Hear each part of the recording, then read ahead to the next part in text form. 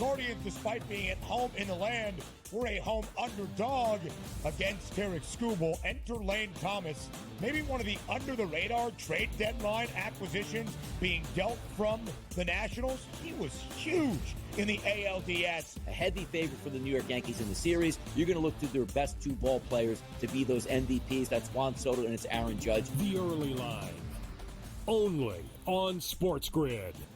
Anyone that's been to a sporting event, the atmosphere before a game, I think Game Time Decisions has that same exact atmosphere. This is our arena.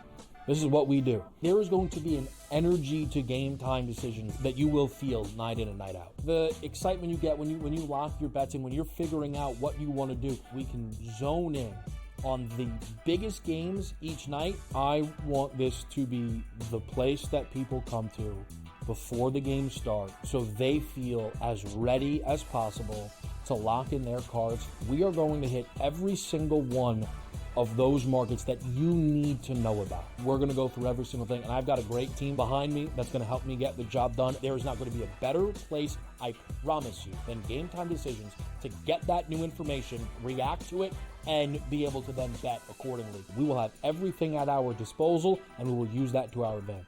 I'm Kevin Walsh. Tune into Game Time Decisions from 6 to 8 p.m. Eastern on Sports.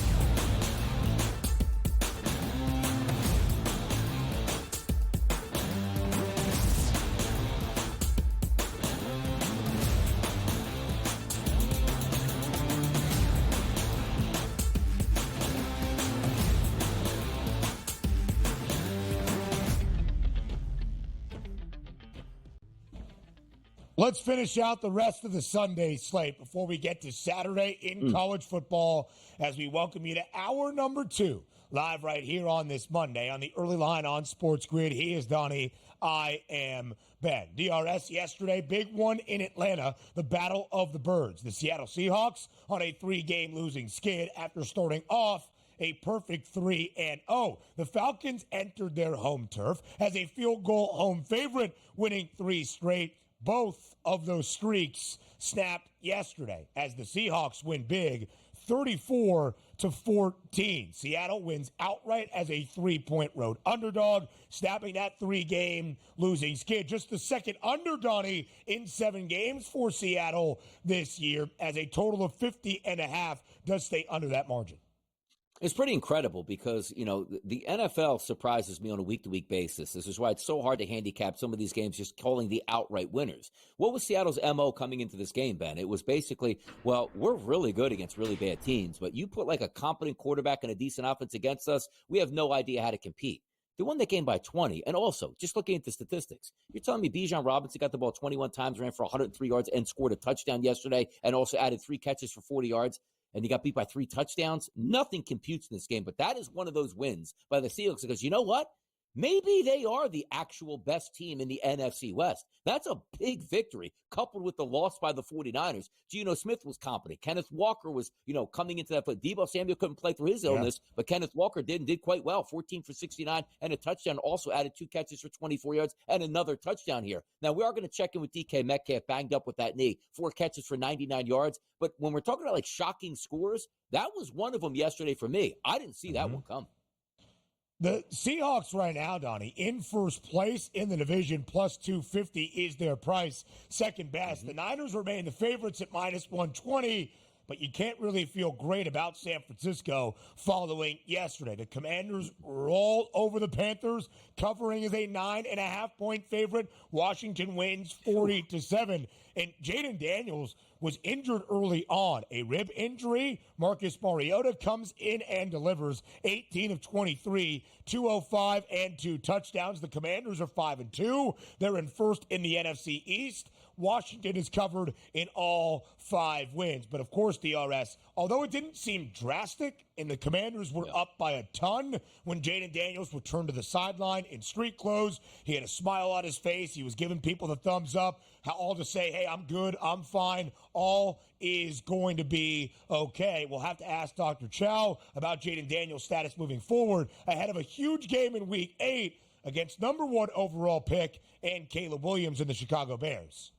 It's impressive, man. Washington is a machine on offense. I understand it was the Carolina Panthers, statistically the worst defense in the NFL, but your young quarterback gets knocked out if they're going 2 for 2 for 6 yards, and Marcus Mariota rises up for an 18 for 23, 205, and 2 touchdowns yesterday. What an absolute machine. But the focus for me, the Washington Commanders moving forward, good football team, maybe the best team in the NFC East. The Carolina Panthers now sit at 1-6, 1-3 on the road.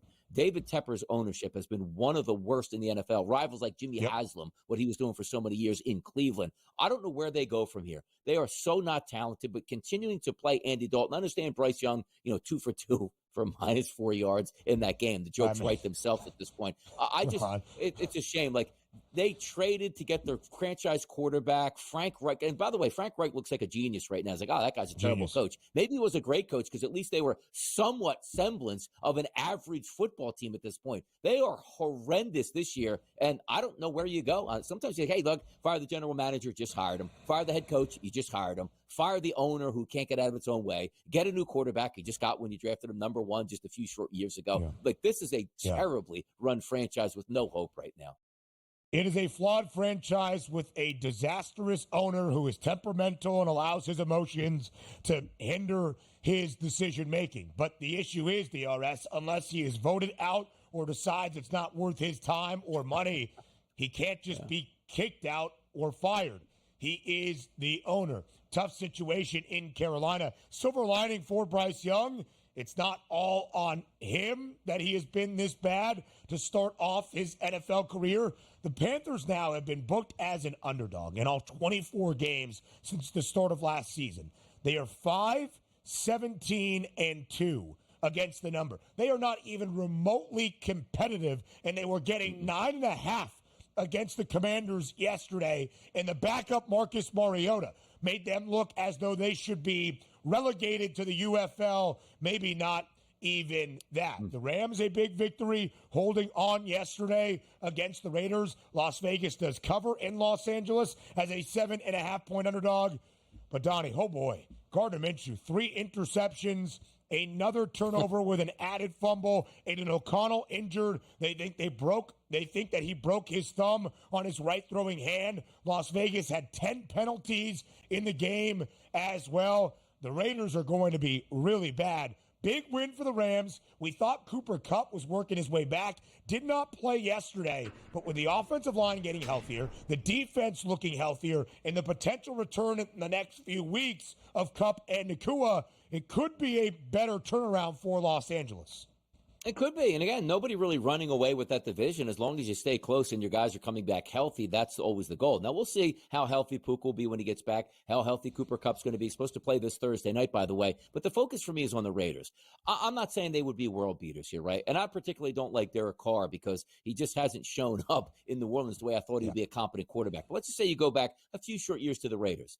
Derek Carr at quarterback, Josh Jacobs as your running back, Devontae Adams as your superstar wide receiver, and you drafted Brock Bowers. Like, isn't there some sort of light at the end of the tunnel where you can be competitive and play good football here? How did we wind up with Gardner Minshew is going to be our starter again? He throws 3 interceptions. He has no talent whatsoever to work with. And it feels like the Raiders have been just at like square one for about 5 to 10 years where we're always rebuilding. Sure. We're always trying to add talent, but then you jettison that talent. You hire a coach just based on, hey, he got the locker room straight, but is he really an X's and O guy, which is what wins in the NFL? They're just an absolute mess. And again, they're not as bad, obviously, as the Carolina Panthers. But if you are a Raiders fan, the excitement of being in Vegas, the new stadium, and, hey, Tom Brady's my owner. Well, Tom Brady's not going to play, and Tom Brady's now supposed to be like Michael Jordan and fix the front office and help us pick out our next quarterback. It's just a joke right now for the Raiders. They're an embarrassing organization from top to bottom. And quite frankly, it feels like Brady always have been. Yeah, it really has been that case, DRS, in the last 20 years or so. Can Brady even do that? He's calling games. Is he allowed to talk about he can talk about the Raiders? What's he get, tape? He can't talk about... Who's he calling? Lisi to get updates on like who they're going to take a quarterback? I mean, who's he calling that? He's not watching tape on that. You know what I mean? I don't think he can. Out and blitz. There's a lot of things that he can and cannot do. The Raiders, by the way, were 7-1-1 against the number in the 9 games with Antonio Pierce, the interim head coach.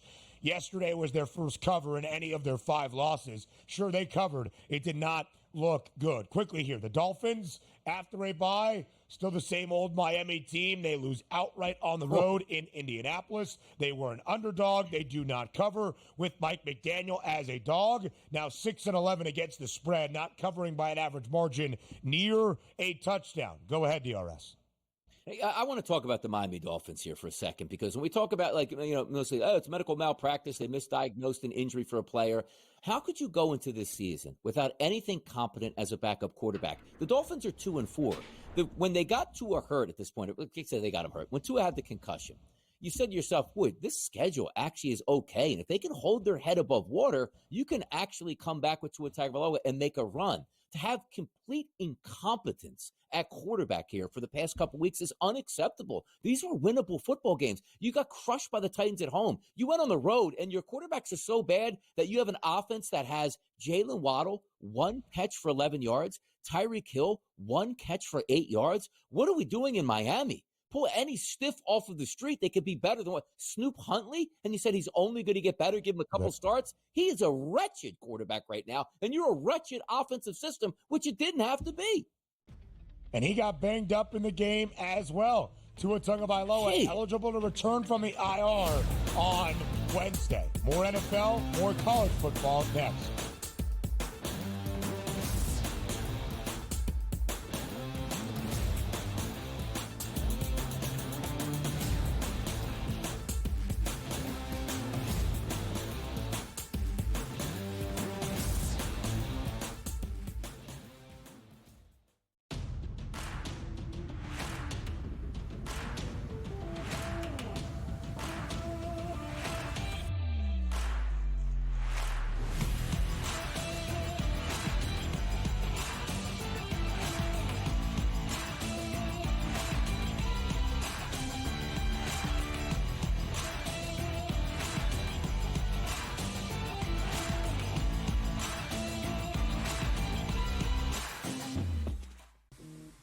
Right here with you on Pro Football Today on SportsGrid. Odds in motion, trying to see what lines have moved throughout the week. Never felt more comfortable in this set than I do for this year. I'm ready. I'm just getting angry. The hot takes are going to be here all long, people.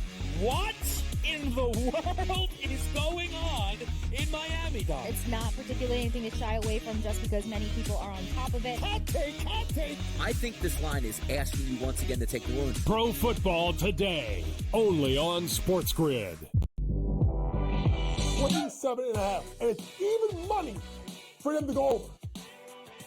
Double down on it. Chicago under 27.5 wins. I know we did the preview. If I'm right, Matt, I think if we go back and people look at the tape, I think we went under 28.5 when it happened, and I'm doubling down with 27.5.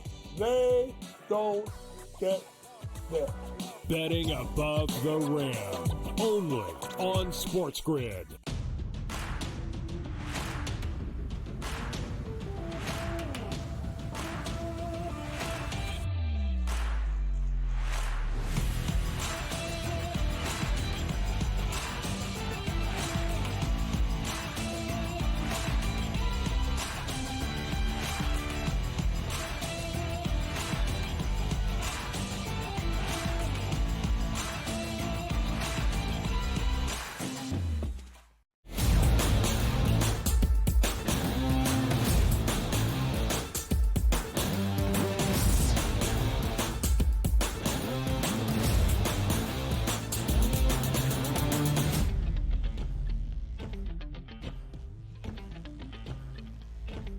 Because why not? Let's just finish quickly with the 12th and final game of the NFL Sunday slate. That was actually the first game of the Sunday slate for a third straight week across the pond in London for a second consecutive Sunday for Jacksonville. This one better than the last. The Jaguars hammer the Patriots 32-16. Jacksonville does cover as a 6.5-point favorite. New England is pretty much who we thought they were going to be. They have not covered in any of their 6 losses. They did record a push in week number 2 against Seattle. Now 5 consecutive non-covers against the spread. Drake May's not bad. 276 and 2 touchdowns yesterday. Was the Patriots' leading rusher with 18 yards on the ground. The Jags look good with Tank Bigsby. It still feels like it's a matter of maybe 1 or 2 more losses before Doug Peterson gets fired. But the Jags do win in London. Yay. By the way, it's maybe the biggest home field advantage that you're going to have in a game of any team here. We talk about like the Thursday night football games where it's hard to travel. The Jaguars were already over in London waiting on the Patriots, who are a bad football team, to have that long travel. But the funny part about this game was the Patriots looked like they were going to blow the doors off the Jacksonville Jaguars, and it was a matter of Doug Peterson was going to come out at the half already be fired and already sent home. So I do like to give credit sometimes to a Jacksonville Jaguars team that has so much more talent than the Patriots, but at least they got down the double digits and said, you know what? We're actually going to play football and fight for Doug Peterson and show like he still has the ear of the team, because that could have went 17-3, 24-3 Patriots and really been embarrassed. So at least they won that football game, but you're right. We're just holding off the inevitable at this point. I understand a couple weeks ago, Shad Khan, the owner of the Jacksonville Jaguars, said, hey, love Trent Baalke, love Trevor Lawrence, love Doug Peterson. It's fun to say that out in public when behind closed doors, when your team is getting snapped every single week. But they did win that football game. But again, they just prolonged eventually what's going to happen. Doug Peterson's not going to be that head football coach next year.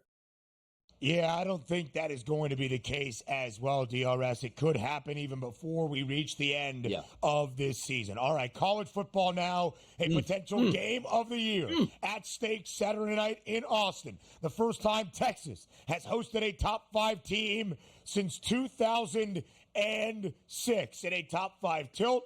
But it was a reminder for Georgia that, hey, we've lost 3 times in our last 50 games against the same exact school every time. It's Alabama. We're one of the best teams in college football. UGA wins a wild one on Saturday, not necessarily because of the game or the flow, but because of the crowd in Austin throwing trash onto the field to overturn a pass interference call. Wild setting in Texas on Saturday. But ultimately, at the end of the day, Georgia wins outright as a 4.5-point underdog, 30-15, despite 3 interceptions from Carson Beck. The defense that had not been great all year, Donnie, looked elite on Saturday against a top 10 offense on the other side in Texas.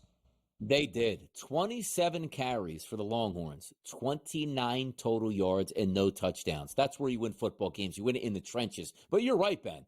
How's this possible? Number 1 is at home. You go on the road as the Georgia Bulldogs and win by double digits, 2 touchdowns in this game. And your quarterback, who we thought might have been a Heisman finalist, throws 41 passes for 175 yards, no touchdowns, and turns it over 3 times on interceptions, and you walk away with an easy victory. It doesn't even compute in the mind. It just shows you how talented Georgia is across the board, where your actual quarterback can tank the football game and still win easy at this point. I loved it. I love the big atmospheres. I love the big football games. But also, let me say this right now.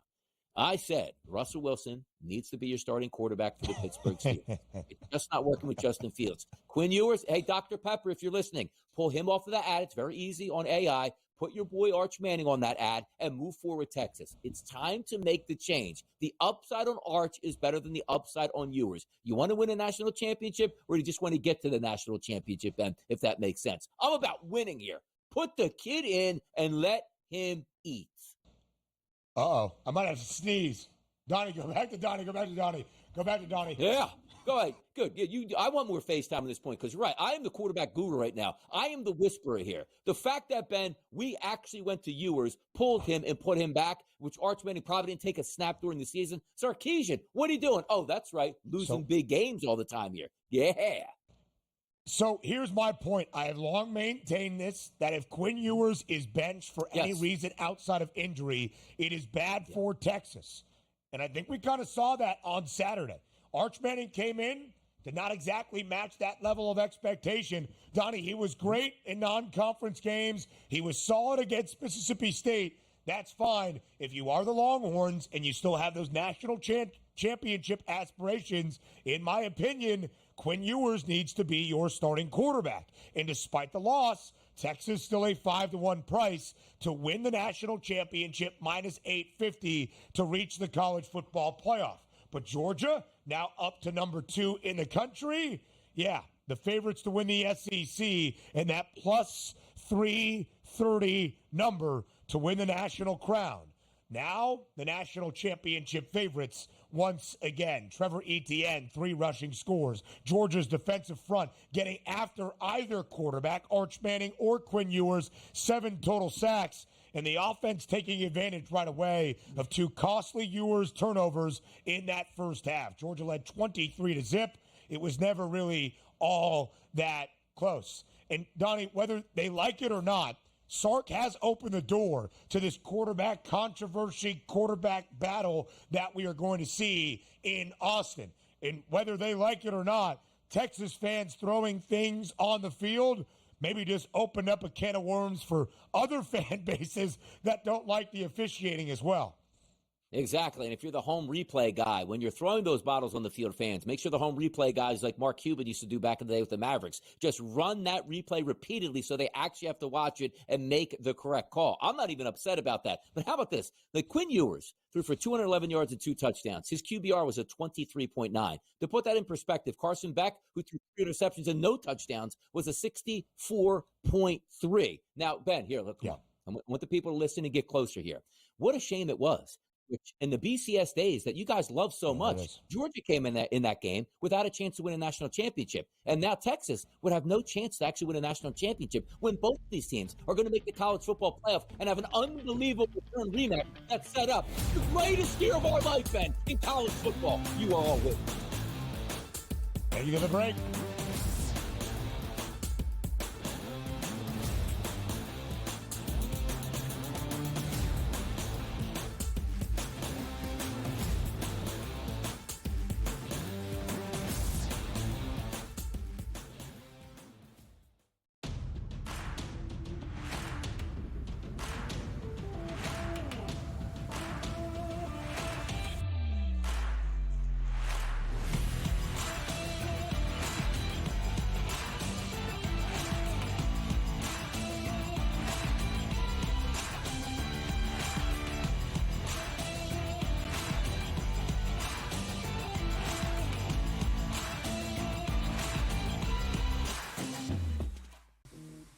Right here with you on Pro Football Today on SportsGrid. Odds in motion, trying to see what lines have moved throughout the week. Never felt more comfortable in this set than I do for this year. I'm ready. I'm just getting angry. The hot takes are going to be here all long, people.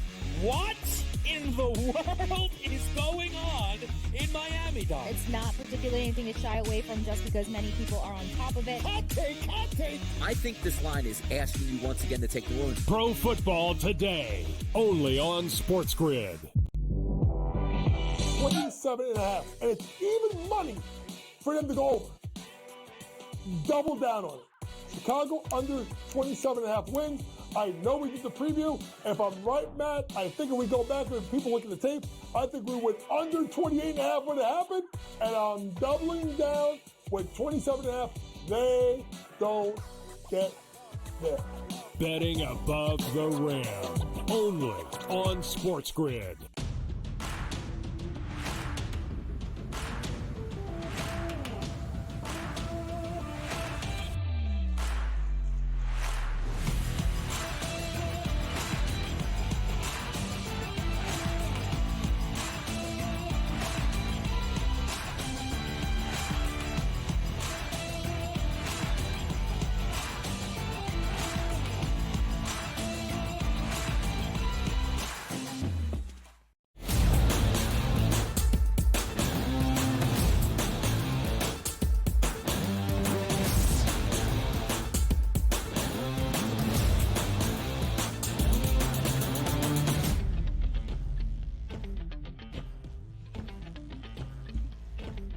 Once again on Rocky Top, Tennessee handles Alabama. Maybe handles was too strong of a word, but the Crimson Tide, who have won 16 of the last 8 meetings against the Vols, 15 straight leading up to 2022. The last 2 times they have been to Knoxville, they have come away with an L. Low-scoring game, scoreless in the opening quarter. Bama led by 7 at the break, 7-zip in the second half. it was mostly Tennessee. Nico Ameliava making plays when needed. Dylan Sampson might be the best running back in the conference. And Jalen Milroe continues to turn over the football in 4 SEC games now for the Crimson Tide. 6 INTs in 4 conference contests as Tennessee wins outright on Rocky Top as a 3.5-point dog, 24-17, handing Alabama its second loss of the season.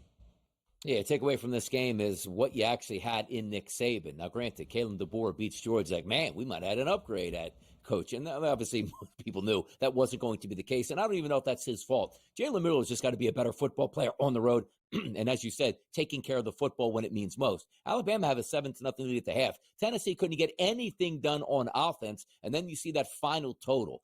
41 rushes as a team, 220 yards, 5.4 yards per carry, and 2 touchdowns. It was the ground and pound. It was sticking with it for Tennessee, which is why they won that game. 6-1. Look, I don't know grand scheme of things how good Tennessee is going to be, but it's always great when you beat Alabama, specifically at home. The cigars wafting through the air, the smoke billowing around. You saw the head coach there giving that interview. It's always great to beat Alabama no matter where you're at, but it's interesting for Bama. How can they make their way now to the college football playoff picture once again with 2 losses in the SEC? It's great that there's 12 teams, but we are seeing an Alabama team that's really flawed. And if we remember, Georgia had them down after that massive comeback. They legitimately should have 3 losses already on the season, and one of those to Vanderbilt. That can't happen.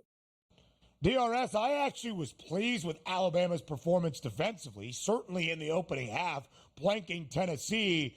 But they started to give way just a little bit. Dylan Sampson, at least 92 rushing yards in every game so far for Tennessee. Multiple rushing scores in this one, 17 total on the year. And here's the path for the Tide. After the win over Georgia, the number 1 team in the country, the favorites to win the SEC, minus 1,200 to reach the college football playoff.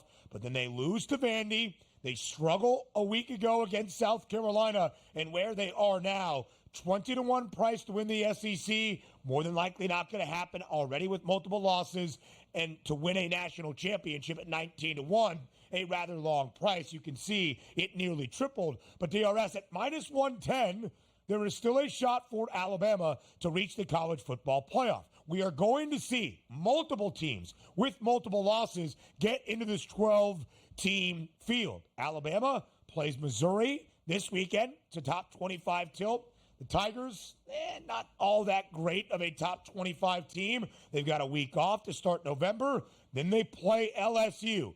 That is a crucial game. After that, it eases up a little bit. If Alabama only has 2 losses at the end of the year with wins over LSU and Georgia, I'm telling you right now, Kalen DeBoer's Tide team is going to be playing in the CFP. Good, and they will have deserved it there. Like, if you're going to beat Georgia, who might wind up as the number 1 overall team in the country here, and you're going to still have wins in the SEC, and your losses are going to come. Like, the Vanderbilt was a bad loss, don't get me wrong. But on the road against basically a top 10 team in Tennessee, and you lose by a touchdown there close, you beat Missouri, who's ranked, which they should do. LSU is the game. If you can walk in down there and beat them in the Bayou, you deserve to be in the playoff. And again, this is why we love this, because if they do that, yes, they are a top 12 team in the country. And yes, I want to see Alabama play in the playoffs here because they're a quality football team. This is what makes it so much fun. And again, just taking a look, the next Missouri game wouldn't mean anything for Alabama if they had 2 losses any other season. Correct. Same thing with LSU. You're going to get an awesome elimination game possibly in that LSU game on November the 9th. It's so much fun to watch. Do I actually think Alabama is going to make the college playoff right now? No, I don't, because you can just tell by the way they're playing.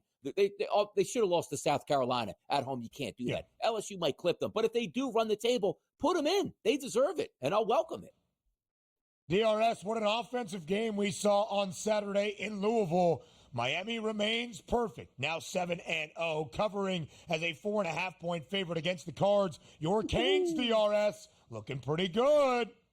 Fun. I mean, I don't know where Miami got the schedule from, but can we recreate this every single season? Because it looked like a walk in the park until you get to the ACC championship game, which might be Clemson. But as a Miami fan, Miami's not necessarily back, but their offense is back in a big way, and it's fun to watch. Yes, it certainly is. A World Series is set. We'll talk about it next.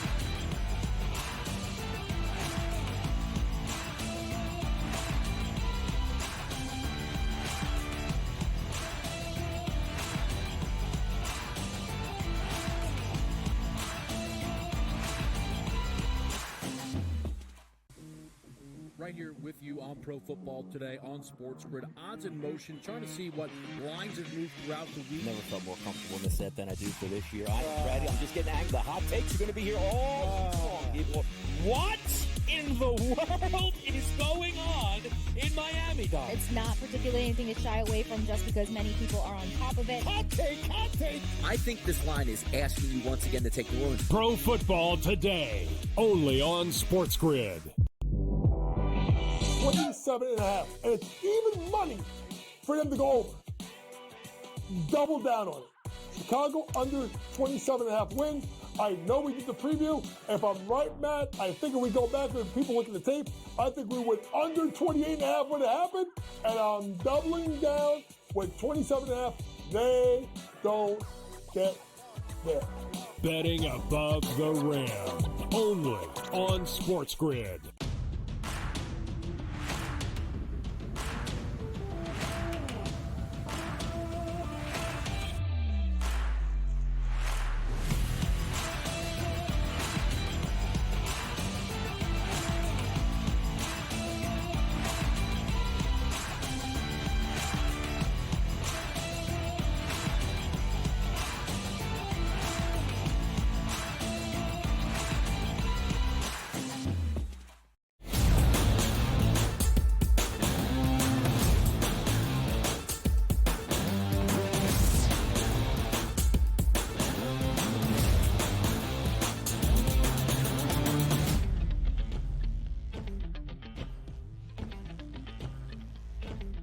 A World Series is now set in Major League Baseball. Two series clinching potentials on both Saturday and Sunday. We'll start with game number 6 in the NLCS. Last night at the Ravine between the Dodgers and the Mets in Los Angeles. The New York Mets triumphant on offense on Friday to extend this series and send it back to Los Angeles.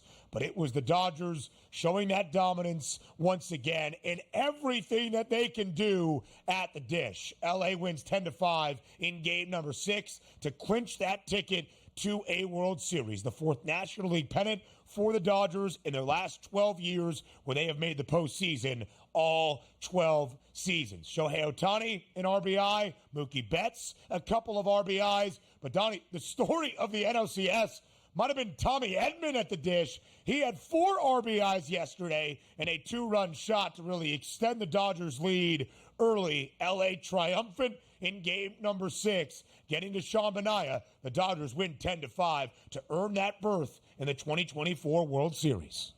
It's pretty crazy the way it played out, right? You take a look at the Mets in the run. They get in that little doubleheader on a Monday to try to squeak into the playoffs. The Brewers aren't a great hitting team. The Phillies were absolutely horrendous at the plate. But then you ran into a team that can absolutely mash. It doesn't matter what pitcher you're putting out there. Like the Sean Manaeas of the world. You're taking a look at other pitchers in that lineup that the Phillies would just be swinging and missing on balls 6 to 8 inches off of the plate routinely. The Dodgers didn't do that. They made that pitching staff for the Mets pay. That's a great season for the Mets overall. But you just ran into a Dodgers team that was absolutely red hot. And also, Ben, let's just think about the future of the Dodgers. So many times I think about like the Chiefs, like last year. You better get the Chiefs now because they're only going to improve their team. The Chiefs did improve their team. They just got injured this year. But the reason I bring it up on the Dodgers is the Dodgers in a pivotal game 6 through a bullpen game against the New York Mets. In the future, Ben, that's not going to happen. Let's just say you don't have every single starter on your staff go down with injury, right? Next year, when Shohei Ohtani comes back and pitches on the mound, you probably add another frontline starter here. That's not going to be the case. So the Dodgers making it to the World Series with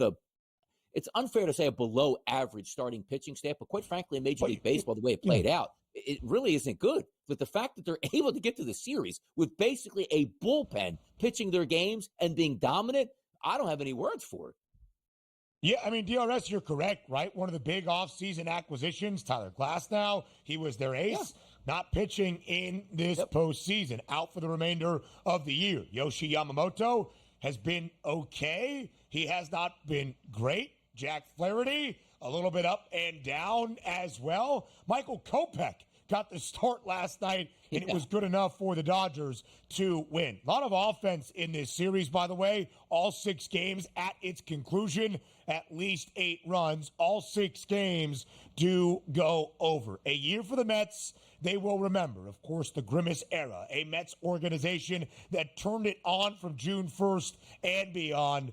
but still just a little bit short when they needed to come up with it here in the National League Championship Series. But this was what was expected for Los Angeles, a team that had a huge offseason to get Shohei Ohtani, to get Yoshinobu Yamamoto, to acquire Tyler Glasnow, to get Teoscar Hernandez, only to have Tommy Edman, a trade deadline acquisition, win National League Championship Series MVP. We'll show you that in just a moment. But DRS, before we get to how this World Series is going to look, let's get to how it came together. The Yankees in game number 5 in Cleveland on Saturday night. Send it to extras. Giancarlo Stanton answers with a 2-run shot after the Yanks trailed 2-0 for a majority of the game. So then we go to the 10th inning.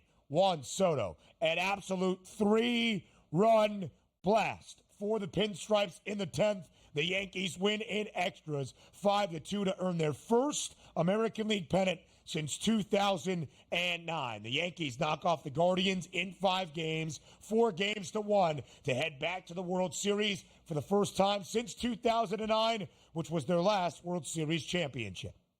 And on both sides, right? National League and American League. Talent did rise to the occasion here with the Dodgers over the Mets, and talent did rise to the occasion with the New York Yankees over the Cleveland Guardians. That was supposed to happen here. And you do lean on some of your better players. Gleyber Torres was very good so far in the playoff run, hitting .297. You take a look at Juan Soto, .333. And amazing, like Aaron Judge at .161, and you're still dispatching of teams in the ALCS in a 4-1 fashion without your MVP performing here. That's incredible. Now, yes, he did have some important swings here that did equate to victories, not necessarily because of that crazy game that the Cleveland Guardians won, which was their only win of the series. I thought the Yankees would get here. The Yankees are equipped enough to beat the Los Angeles Dodgers, but I think as baseball fans, I'm a Phillies fan, right? And Mets fans probably upset this morning that their team got knocked out, but baseball is such a big win here. All you ask for, East Coast Monster City, West Coast Monster City, the biggest of biggest Titan superstars on both sides here, 2 mammoth fan bases. The entire country can buy into this one. It's going to be great to watch it play out. Baseball is the big winner after those 2 outcomes in the ALCS and the NLCS.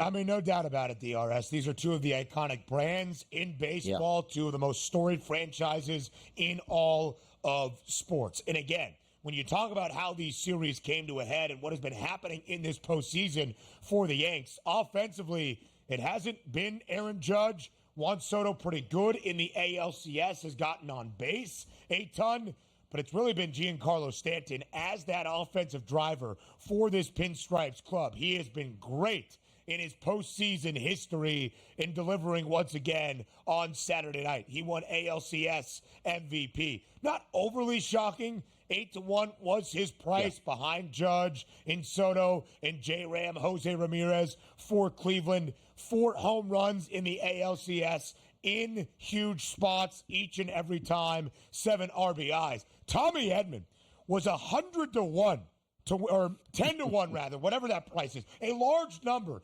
for Tommy Edman to win the NLCS MVP. It is 100-1, right? I'm reading that correctly. Yeah. Anyway, it's so big you can't even decipher it. Yeah. Yeah, it's tough. You know, doing it on the fly, mental math is difficult. Tied for the 21st shortest price to win the NLCS MVP. But the guy bat 407. He was 11 of 27 in this series. Had multiple base knocks in 4 of 6 games. 1 home run, which he had in game number 6, 11 RBIs. This was a guy who had not played all year for St. Louis, was acquired at the deadline, along with Michael Kopech, by the way, who did start, or at least opened game number 6, and delivers for the Dodgers. It's almost unthinkable, and yet he sends L.A. to the World Series, and Giancarlo Stanton, the key ingredient for New York to play in a World Series after 15 years once again. It's unbelievable. It really is. And you see some of these times you have these great stories late where we're talking about not a season like, hey, you're going to grade you on 162. You get graded on these MVPs based on 5, 6, or 7 games, however fast you clinch that series here. And Tommy Edman. And it wasn't as if Ben's like, hey, man, he was awesome out of the 8-hole. He backed cleanup last night. 2 for 5 last night, 4 RBI, including a home run. Man, stories just write themselves at this point, and we're setting up for a big-time World Series. Can Edman continue? Is he going to back cleanup in the World Series? It's just a wild story that you never could have told me. You're right. 10-1, 101, 1,001. That price is so big, like, did he even have odds to start the series would have been a better question. I mean, shout out to our producer extraordinaire, Joe Frieso, for even tracking that number. I'm surprised it was even listed. So it's the Yankees and the Dodgers in the World Series for the 12th time ever, the first since 1981 between these storied and iconic franchises. Of course, they met a ton back in the day. The Yanks have won 8 World Series against the Dodgers in the 11 previous meetings. But it's the Dodgers favored to win this World Series. Minus 128 is the outright price. Game number 1 at Chavez Ravine in downtown L.A. on Friday night. The Dodgers a Game 1 favorite at minus 130. It's great, and I can't wait to watch it play out. A Friday night is the perfect start for the series. Let the tension build between the two cities here. I think we're expected to have a nice long – I don't expect this to be closed out in 5, which means we'll get a great World Series of betting and fun to recap it and certainly preview it, no doubt about it.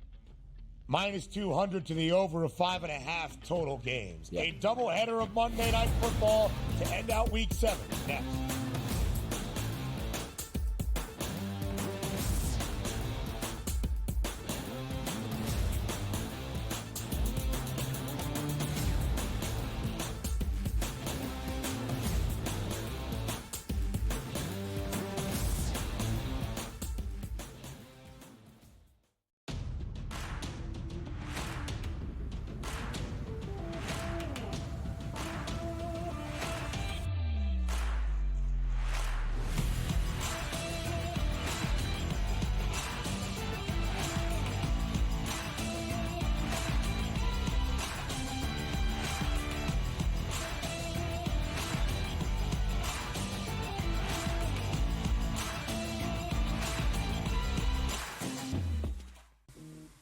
Right here with you on Pro Football Today on SportsGrid. Odds in motion, trying to see what lines have moved throughout the week. Never felt more comfortable in this set than I do for this year. I'm ready. I'm just getting angry. The hot takes are going to be here all long.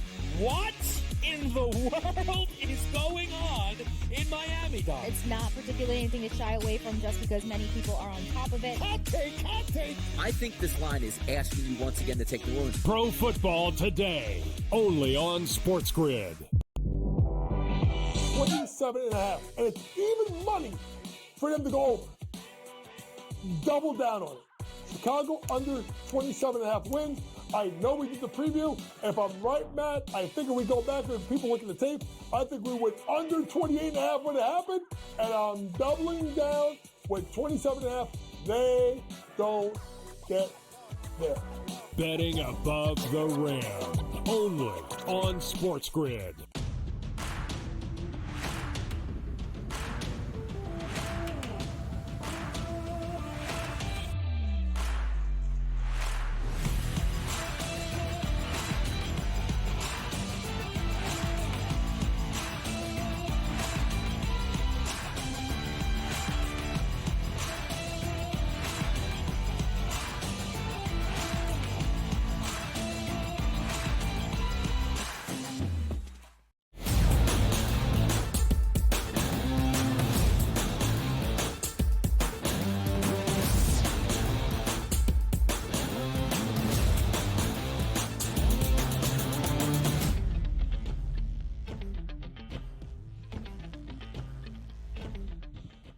A doubleheader of Monday Night Football for the third week in the last 4 to end out another week in the NFL. Week 7 comes to a close tonight with 2 games. DRS, we had a couple of early starts in the first 2 Monday Night Football doubleheaders of this season. It's a little bit later of a start tonight. A regularly scheduled game that begins at around 8:15 p.m. Eastern Time in Tampa between the Buccaneers and the Ravens, and one out in the desert in Arizona that will kick a little bit after 9 p.m. Eastern. Let's start with that first one between the Buccaneers and the Ravens. In this matchup, Baltimore, on a 4-game win streak after a winless 0-2 start, is a 3.5-point road favorite against the Bucs. Total 49.5. Donnie, what are your early thoughts for this game to kick off the doubleheader of Monday Night Football? Lot of respect for the Baltimore Ravens going on the road and favored by 3.5 points, so we'll start there. But I do think we're finally starting to kick in what makes the Ravens such a dominant team and why I think they have a legitimate chance to win the AFC Championship and head to a Super Bowl. Yes, they blew the game against Vegas to drop to 0-2, 26-23, unacceptable. Beat the Dallas Cowboys 28-25. Don't look at that score. That was a blowout victory. Beat the Buffalo Bills down 35-10, an absolute bust. Then you saw them come back against Cincinnati in a wild one, but then also Washington last week. Hey, beat a rookie quarterback. Washington looks like they're a pretty good offensive machine, and they beat them by a touchdown. So we'll start right there at this point. For me, the Baltimore Ravens are the better football team. If I think they win, and I do, I'll be willing to lay the 3.5. We'll go into some other things outside of that. But my initial thoughts are, let's move it towards the Ravens. I like the Ravens this year, and no surprise, 4 straight wins, looking for 5 in a row. Closing number on FanDuel, 6.5. Consensus in the marketplace, 7 for a week ago in that Ravens matchup against the Commanders. So in this 4-game win streak, either they have covered in all 4 or they're 3-0-1 against the number. Donnie, the flock has gone over in 5 of 6 games this year. We'll talk about the point total in just a moment. But I do want to highlight Tampa, a football team that is a winning football team at this moment, also with a 4-2 record. It is the best record currently in the NFC South. And the Buccaneers have been an underdog twice this season, or 3 times rather. They have won outright in 2, and in a game where they really coughed up an opportunity in overtime against the Falcons, they were unable to cover that game. But a team as a dog that is now 11-5 against the spread with Baker Mayfield as its starting quarterback. 8 of those 11 covers in outright victory. I actually think the Buccaneers keep this game within margin. I think it's close. I think it's a really good one on this Monday night in Tampa. So let's talk the offensive production. Total at 49.5, as we shared the flock over in 5 of 6 games this year. Not many better than the Ravens defending the run. Not anybody worse in the NFL than Baltimore defending the pass. The worst passing defense in the National Football League. Just how many points do we see tonight?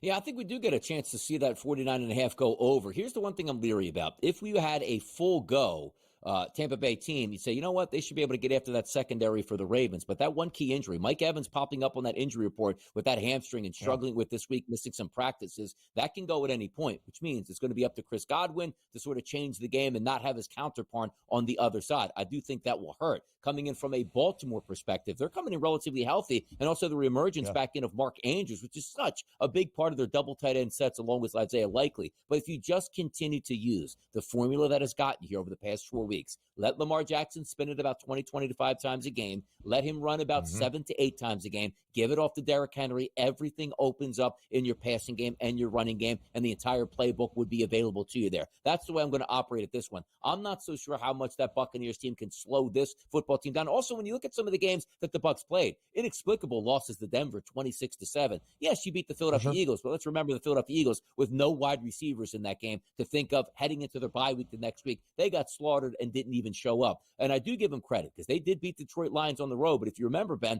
that's the game where the Lions repeatedly went down the field and just couldn't score touchdowns in the red zone, going 1 for 7. So there are some opportunities to score some points here. And what do we love about Baker Mayfield also? He's a big game player, which means if he runs, if the play's there for him to run, he will do that. But more importantly, if it's double coverage to make a big play, he'll throw it. If it's double coverage to get an interception to turn the tide, he'll do that too. The Saints couldn't get out of their own way for so many times here with Spencer Rattler the past 2 weeks. But you see that final score, 51-27, with a Spencer Rattler started game for New Orleans. There's a chance that this game can really get high scoring, and it depends on what Baker Mayfield wants to do. Touchdown passes and interceptions, yeah, this game goes over.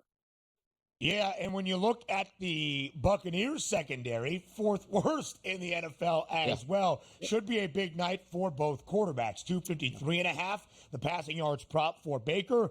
A little bit less than that for Lamar Jackson, 229 and a hook. But we know how efficient and solid he has been, both utilizing his legs and his arm. Derrick Henry, 85.5 is his passing or rushing yards prop at this moment. A number DRS he has been over in 4 consecutive games with at least 92 yards on the ground in all 4 victories for the Ravens. He has scored in every game this year. He's had multiple rushing scores twice in the last 4 for the flock. Now, Tampa's not terrible against the run. top half of the NFL in defending it. They have a very tall task tonight to try to slow down Derrick Henry, who even at the age of 30 has really showed in Baltimore why he is known as the king. Absolutely. And you expect nothing less than greatness, because the key to him is it's not, hey, let's say, again, save him for the playoffs here. He's a volume running back. The more carries you give him, the stronger he gets, and the less, Ben, defensive linemen, linebackers, cornerbacks, and safeties want to tackle him, which is why you see a big man moving that fast. Why does he get a chance to move that fast? People are making business decisions to be able to tackle him and say, you know what, I could get to the other side of the field, but I'm just going to stay out. I don't want to end up being a poster where this guy stiff arms me down. So I do think this game is going to be weighed just upon how Baltimore does on offense. If they're crisp, as they've been over the past 4 to 5 games, Ben, they should have no problems getting in the high 20s, which means Baker Mayfield is absolutely going to have to respond here and throw a lot of passes that maybe he didn't want to throw, which is, again, both good and bad for the total. But typically, touchdowns and interceptions means great things for the total. Chris Godwin has been Baker's top target this year. He's got the highest receiving yards prop of the game, 74.5 DRS. You mentioned the hamstring injury and some concern around the status of Mike Evans. He does have a prop still available on FanDuel. That's a good sign that maybe he is going to play. The nightcap of the doubleheader on Monday. Up next.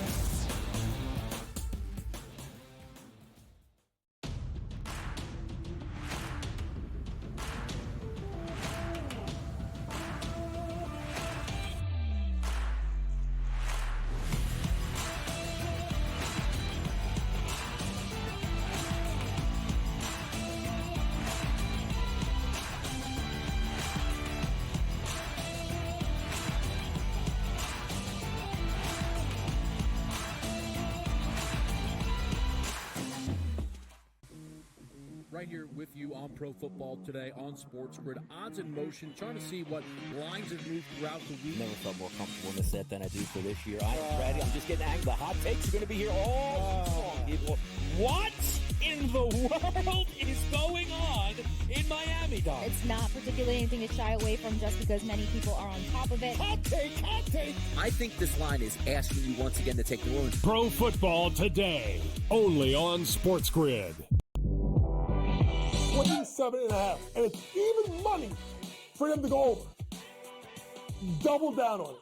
Chicago under 27.5 wins. I know we did the preview. If I'm right, Matt, I think if we go back and people look at the tape, I think we went under 28.5 when it happened, and I'm doubling down with 27.5. They don't get there. Betting above the rim, only on SportsGrid.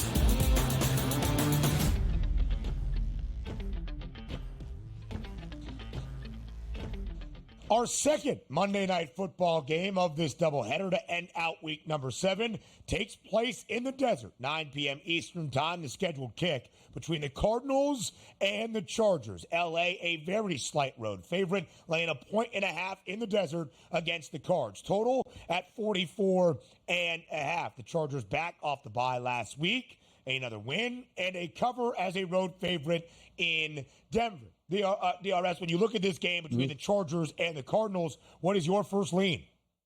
My first lean always going to be towards the Chargers because I just love a good Harbaugh coach team. You know they're not going to turn the football over. They're going to use that ground game to their advantage. And there's a lot of things that you say, Well, what are you going to get Arizona? The young wide receiver has just had a concussion. How effective is he going to be? Is James Conner going to be effective late in the game if they're down a touchdown or more? And also Kyler Murray. Let's be more explosive in this passing game and with your legs here. That makes that offense go. But I look at the lineup here, which what we're expecting for the Chargers. A lot of guys banged up. Quentin Johnson, doubtful with the ankle injury, didn't practice all week long. You take a look at Ladd McConkey, still questionable with the hip injury, only limited practices all week long. You're looking at Joey Bosa, obviously not going to play in this one, and so forth. So even though that this team is banged up coming in, don't you still trust the Chargers a little bit more? And it is showing them respect as being a road favorite at -1.5. Because why?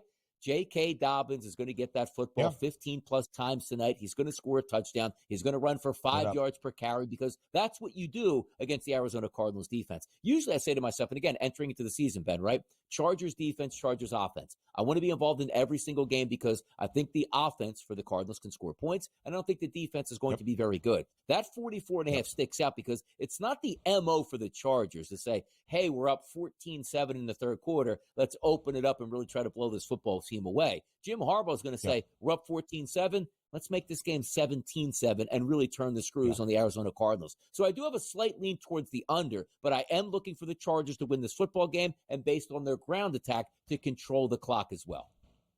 DRS, it's not a surprise to lean toward the under. Last week, 23-16, the win for the Chargers in Denver trickles over the total of 35-36.5 pregame. It was the first over of the year for LA, and it barely goes over in a game that did not exceed 40 total points. That is the Bolts recipe. And although some of the playmakers on the outside might be a little bit injured, the offensive line used that early bye week for Los Angeles to get healthier. And the Cardinals are the third worst rushing defense in the NFL, allowing 153 yards per game. Again, all of these trends highlighting why the Chargers actually hold some key advantages tonight. And again, I lean under 44.5 like you, DRS, because if LA plays the game they want to, Justin Herbert throws it 25 times, J.K. Dobbins runs it 25 times, that's how the Chargers want to win. 20-13, 20-16, we'll see you later. We head out of Arizona with a 4-2 record. But that's the path and the recipe in the game plan for LA.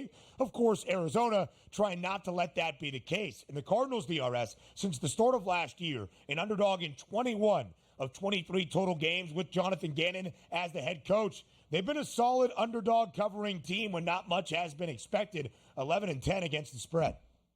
Yeah, exactly. And also, if you, by the way, from an Arizona Cardinals perspective here in this game for me, Ben, if they want to stay close, it has to be Kyler Murray. Look in the last football game against Green Bay, they got hammered. 7 carries for 14 yards. The game against San Francisco, which they won, 7 carries for 83 yards. They got crushed by Washington, 1 carry for 3 yards. You stay close to Detroit, 5 carries for 45 yards. You beat the Rams, 5 carries for 59 yards. Do you see the pattern that's shaping up at this point right now? It's going to have to be one based on your starting quarterback, making plays, keeping plays alive, and also being explosive out of the pocket. So maybe the Chargers have to use a spy, which can open up the passing game here. You have a wonderful tight end on the Arizona Cardinals. Can they use him enough in this football game in Trey McBride to say, you know what, 7 catches, 60-plus yards in this game, and a touchdown to see what happens? Because the one thing we do know is you're looking at the spread, Ben. You're not getting one that goes, I think they can keep it close in this game. That's why I'll take the points. No, you're betting them to win the football game. Exactly. The question is, if that football game is to be won, it has to be on the shoulders of your quarterback here for Arizona. Not necessarily the case for Herbert and the Chargers, much more of a team concept and spreading the football around and handing the football off. He has to win this game. Kyler Murray has to be the star tonight if the Cardinals want to win. 211.5 is his passing yards prop. Not overly large, but he's been under that in 4 of 6 games. Marvin Harrison Jr. exited last week for Arizona in concussion protocol. Props are listed, expected to play tonight. We'll hear from Dr. David Chow, the Pro Football Doc, with some of the field views on SixScore.com for the doubleheader on Monday in our third hour, which comes up next. We'll talk to you after the break, live right here on the Early Line.